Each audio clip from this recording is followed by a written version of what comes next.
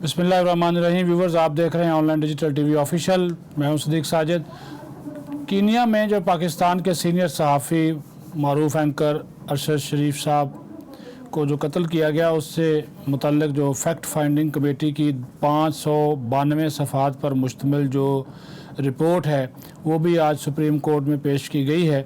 उसके हवाले से ही आपको बताना है कि इस रिपोर्ट में ये इंकशाफ किया गया है कि अरशद शरीफ का जो कत्ल था कतई तौर पर गलती नहीं थी, शनाख्त की कोई गलती नहीं थी, बल्कि ये कत्ल पूरी मनसूबा बंदी के साथ जो है वो किया गया है।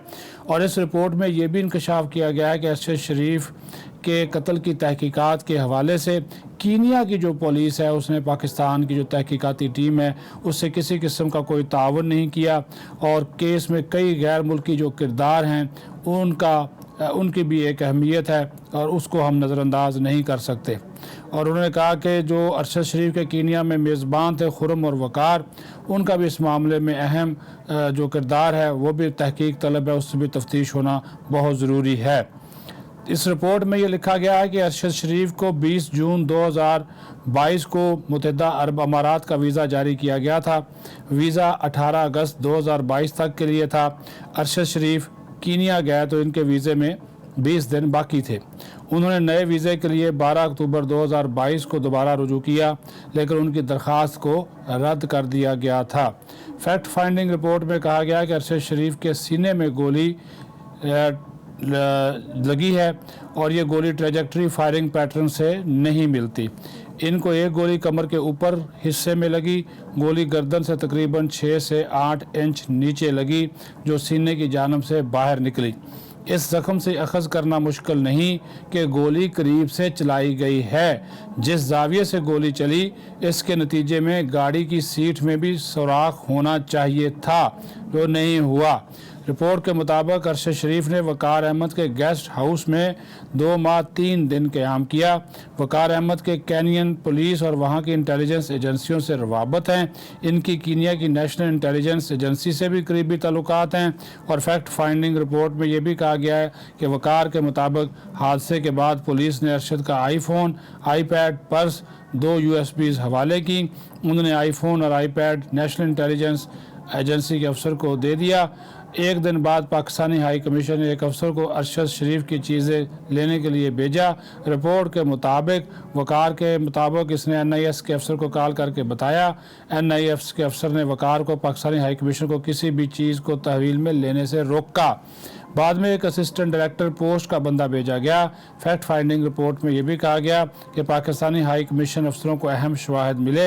हाई कमीशन अफसरों को 2 मोबाइल, एक कंप्यूटर और अरशद की एक ज़ाती डायरी मिली। अरशद शरीफ ये चीज़ें कीनिया में रहाइश के दौरान इस्तेमाल कर रहे थे। वकार अहमद से पहली 3 मुलाकातें काफ़ी मददगार साबित हुई। रिपोर्ट के मुताबिक फैक्ट फाइंडिंग टीम ने अरशद शरीफ की रहायशगाह का दौरा किया। इस दौरे के दौरान टीम को इनका पासपोर्ट मिला। USB पासपोर्ट की कमीशन को हवालगी के सवाल का जवाब तसल्ली बख्श नहीं। वकार अहमद ने पहले CCTV फुटेज देने पर आमादगी ज़ाहिर की, बाद में फुटेज देने से माजरत कर ली। वकार अहमद ने कहा कि फुटेज लोकल अथॉरिटीज़ के हवाले नहीं की गई। उन्होंने ये भी कहा कि वकील और बीवी ने फुटेज ना देने का मशवरा दिया है। फैक्ट फाइंडिंग रिपोर्ट में वकार के छोटे भाई खुरम का भी जिक्र है। खुरम का कहना था कि खाने के बाद अरशद शरीफ को साथ लेकर निकले। रास्ते में सड़क पर पत्थर नजर आए, जिस पर खुरम ने अरशद को बताया कि ये डाकू होंगे। जैसे ही सड़क पर पड़े पत्थरों को पार किया तो उन्हें गोलियों की आवाज़ सुनाई दी। गोलियों की आवाज़ सुनते ही वो वहाँ से भाग गए। खुरम ने महसूस किया कि अरशद शरीफ को गोली लगी है। अरशद शरीफ के कत्ल से मुताल्लिक प्रेस कॉन्फ्रेंस पर फैसल वाउडा से 15 नवंबर को रब्ता किया गया। इनसे अरशद शरीफ के कत्ल से मुताल्लिक शवाहद भी तलब किए गए। इनकी दरख्वास्त पर टीम ने इन्हें 7 सवाल तहरीरी तौर पर दिए। जवाब के लिए दोबारा रब्ते की कोशिश पर फैसल वाउडा ने कोई जवाब नहीं दिया।